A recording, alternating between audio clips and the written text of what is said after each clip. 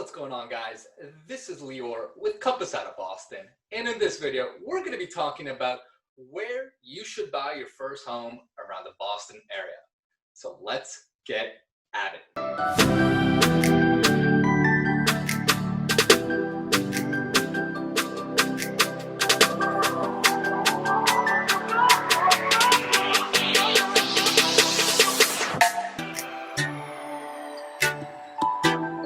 What's going on, everyone? My name's Lior and I'm with Compass out of Boston, and in this video we're going to talk about where in Boston you should buy your first home and how to get to that answer.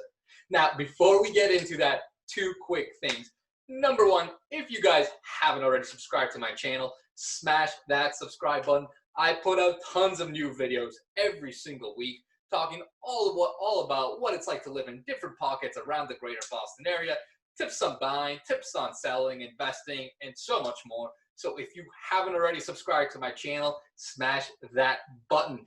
And number two, if you guys are thinking about doing anything with real estate around the Boston area, whether it's buying, selling, investing, whatever it is, I get so many calls from you guys watching my videos, and I absolutely love it. So if you're thinking about doing anything, hit me up on text, email, phone call, Instagram, whatever it is, and I will help you out. So let's get into today's content, and I wanted to kind of make this video to give you an example of how to think about choosing the right location to live in and go after around the Boston area. So we're gonna have to start out with the top defining criteria, and it may seem obvious to you, but this is how I really like to think about it, especially when I work with a lot of you guys that are looking to buy, is you got to start with your price budget, right? Your budget, is going to dictate a lot of the areas you can look at, right? Because if you want to live in the South End, but you only want to pay $500,000-$600,000,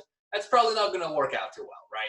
So we want to figure out exactly what are you comfortable spending in terms of price, right? Which obviously breaks down to monthly payments. And then obviously, and of course, we want to confirm that with mortgage lenders, right? We want to make sure that your financials can support that and that you can truly be able to pull that price and that type of loan up. So next, we're going to filter down and we're going to start talking about location and home criteria.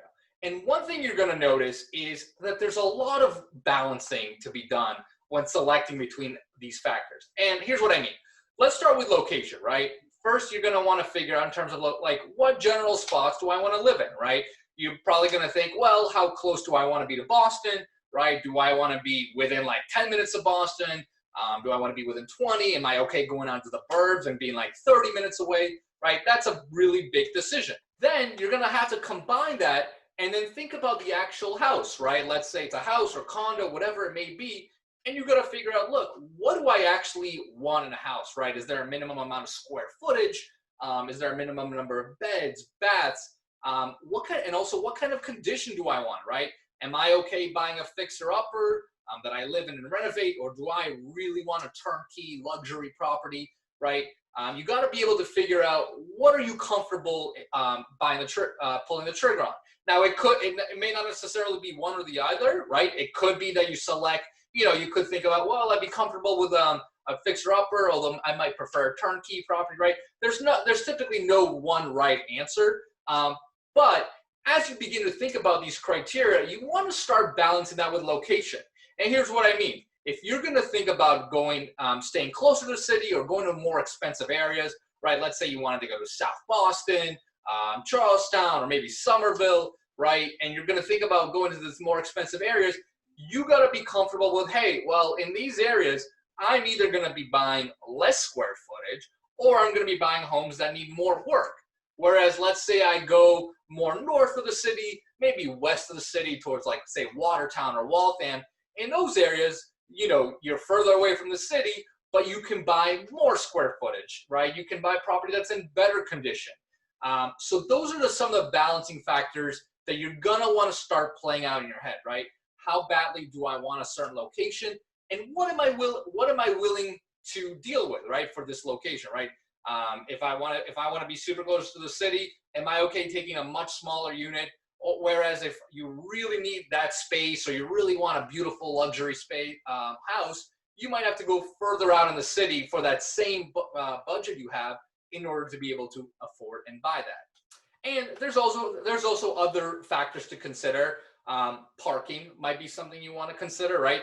If parking is really crucial for you and you really want to live in the city, that's going to be another factor, right? Because buying units with parking in the city, whether it's South Boston, Somerville, Charlestown, all those spots, Cambridge even, that's going to be a lot more expensive than buying a home without a parking spot, right? Whereas again, if you go to the suburbs or you go further out west, let's say Waltham, Watertown, chances are it's a lot easier to find a unit with parking as compared to the city.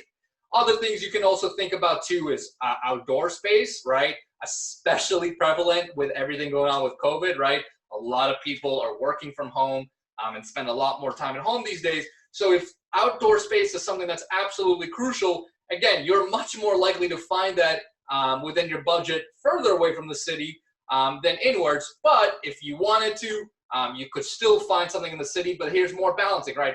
Do I give up, am I okay giving up maybe square footage or maybe condition in exchange for buying some outdoor space closer to the city? So again, hopefully I kind of have your brain working a little bit and trying to really define that balance between location, square footage, condition, and then other amenities like parking, exterior space, etc. So to make this all a lot more clear, I thought I would do a quick example of a potential buyer, right? And this isn't anyone specific, and just kind of go through that thought process of how you would think about it. So let's say you wanted to buy a condo within about 15 to 20 minutes or so, plus or minus, of the city. And let's say you wanted to buy 2 bedrooms and you had a budget of say up to $500,000. So right up front, you might be screening areas like Everett, Malden, East Boston. You might have Dorchester in there.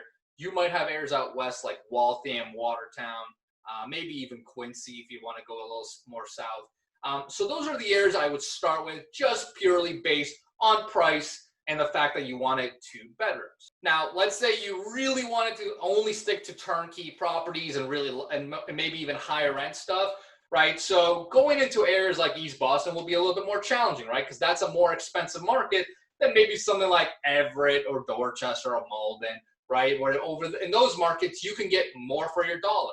Other areas you might want to look at is Waltham, right? In Waltham, you could certainly get a little bit more for your dollar as well.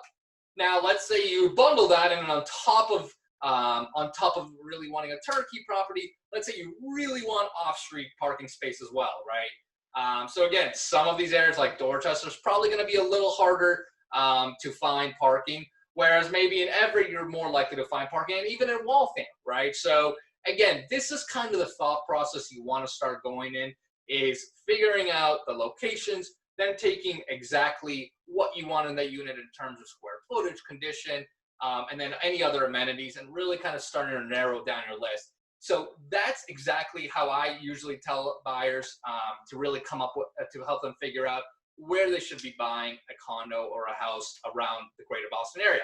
So if you guys have, I know I just went through this exercise, but if you guys have any questions about this, shoot them below. And like I said, guys, I get so many calls from you guys watching my videos, and I absolutely love it. So if you have any of that, hit me up and I will help you out.